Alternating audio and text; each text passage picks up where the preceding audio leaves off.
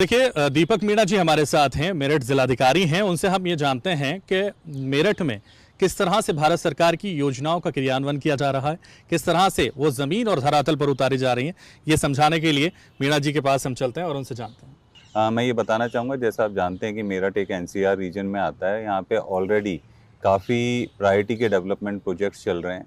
आप अगर आरआरटीएस की बात लें, rapid rail transit system, NH के नेशनल हाईवेज का नेटवर्क पूरा देखें, आउटर रिंग रोड को देखें, डेडिकेटेड फ्रेट कॉरिडोर की जो रेल लाइन है वो, और एक स्टेट गवर्नमेंट का महत्वपूर्ण प्रोजेक्ट जो गंगा एक्सप्रेसवे, जो यहाँ से सीधे प्रयागराज को 6 घंटे में जोड़ेगा। ये कुछ वो महत्वपूर्ण प्रोजेक्ट्स हैं जिसकी वजह से यहाँ की पब्लिक को काफ़ी सहूलियत मिलेगी, यहाँ पे व्यापार बढ़ेगा, यहाँ पे एक तरीके से सभी निवेश के आयाम बहुत बढ़ेंगे। तो इसकी वजह से कहीं ना कहीं एम्प्लॉयमेंट अपॉर्चुनिटीज़ भी बहुत बढ़ेंगी। इसके अलावा जैसा आप लोग जानते हैं कि मेरठ एक बहुत ही प्रगतिशील जनपद है खेती के मामले में भी। यहाँ का जो किसान है उसकी पर कैपिटा इनकम प्रदेश के सबसे अच्छे ज़िलों में और देश के भी सबसे अच्छे ज़िलों में किसान की यहाँ पे आय है। मेनली यहाँ पे गन्ने की जो खेती है वो ज़्यादातर किसान करते हैं क्योंकि वो एक कैश क्रॉप है, तो उसकी वजह से सबकी आमदनी उसमें अच्छी होती है।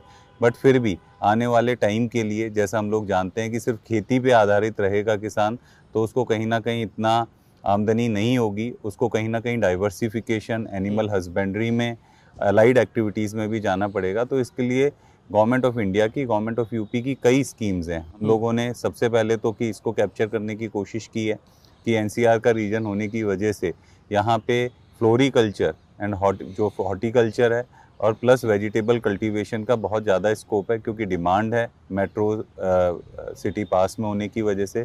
तो काफ़ी ग्रीन हाउस गैसेस जो नेशनल हॉर्टिकल्चर मिशन में गवर्नमेंट की सब्सिडी भी मिलती है, तो यहाँ पे लोगों ने अवेल किए हैं और काफ़ी लोग यहाँ पे खेती कर रहे हैं। कई स्वयं सहायता समूहों को भी हमने फ्लोरिकल्चर से जोड़ा है और वो लोग अपना प्रोडक्ट अब दिल्ली में, वो हमारी फूल मंडी है उसमें भी उनके प्रोडक्ट्स जा रहे हैं और वो बेच रहे हैं और उससे बहुत ही अच्छी आय महीने की वो लोग कमा रहे हैं। इसके अलावा अलाइड एक्टिविटीज़ में जैसे एनिमल हस्बेंड्री है, तो गवर्नमेंट ऑफ यूपी की भी कई स्कीम्स हैं, गवर्नमेंट ऑफ इंडिया की भी स्कीम्स हैं दुग्ध मिशन के अंतर्गत। तो उसमें काफ़ी हम लोगों ने यहाँ पे लोन दिलवा के काफ़ी लोगों को एक तरीके से अच्छी वैरायटी की, चाहे वो गाय हों चाहे वो भैंस हो, वो यहाँ पे दिलवाई हैं और कहीं ना कहीं हमने मिल्क का प्रोडक्शन यहाँ पे काफ़ी बढ़ाने की कोशिश की है। ऑलरेडी यहाँ पे पराग का सेंटर है, अमूल भी प्रोक्योर कर रहा है और गवर्नमेंट भी बहुत पुश कर रही है कि कोऑपरेटिव्स को ज़्यादा से ज़्यादा सशक्त किया जाए, जिससे अलाइड एक्टिविटीज़ में जो लोग इन्वॉल्व हैं उनको पास ज़्यादा से ज़्यादा पैसा पहुँच पाए।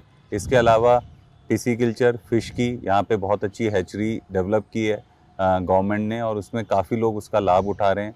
इसके अलावा गोट रियरिंग हो, पोल्ट्री का हो, हमारा जो एग का कल्टीवेशन है, अभी भी हमें और एग को प्रोडक्शन को बढ़ाना है। जितनी हमारी डिमांड है उतनी सप्लाई अभी भी हम लोग नहीं कर पा रहे हैं, तो और ज़्यादा से ज़्यादा हम इकाइयों को लोन दे के सेटअप करने की कोशिश कर रहे हैं। तो ये विभिन्न गतिविधियाँ यहाँ पे मेरठ जनपद में चल रही है और पूरी कोशिश यही है कि हमने एक विज़न रखा है कि जैसे गवर्नमेंट ऑफ यूपी ने एक विज़न रखा है कि हम 1 ट्रिलियन इकनॉमी एक तरीके से उत्तर प्रदेश को बनाएंगे, तो हम लोगों ने भी एक तरीके से अपने जीडीपी को मेरठ जनपद के 4 गुना करने की एक मुहिम रखी है और उस पर सभी एस्पेक्ट्स पे, चाहे वो इंडस्ट्रीज़ हो, चाहे एग्रीकल्चर हो, चाहे एजुकेशन और किसी तरीके से स्किल डेवलपमेंट हो, उन सभी पे हम लोग वर्क कर रहे हैं और हर साल हर क्वार्टर में हम लोग अपना एनालाइज कर रहे हैं, अपना मेजर कर रहे हैं कि पर कैपिटा इनकम हमारी यहाँ पे कितनी बढ़ रही है। और यही वजह है कि प्रदेश की अर्थव्यवस्था में मेरठ के उद्योग संजीवनी की भूमिका में है। ऐसी रिपोर्टें भी सामने आती हैं। ये बिल्कुल सही बात है। आप देखेंगे भी तो टॉप 5 जनपद जो आज के टाइम पे यूपी में सबसे ज़्यादा इकोनॉमी में कंट्रीब्यूट करते हैं, उनमें से मेरठ एक है। कुछ साल मेरठ की प्रगति बीच में जो हमारे लॉ एंड ऑर्डर की वजह से उस टाइम पे थोड़ी धीमी रही, पर पुनः प्रदेश सरकार और केंद्र सरकार के मार्गनिर्देशन में पिछले 10 सालों में वापस से बहुत अच्छा पेस पकड़ा है मेरठ जनपद ने और पूरी उम्मीद है कि ये एक तरीके से one of the most vibrant cities पूरे इंडिया में बन के उभरेगा।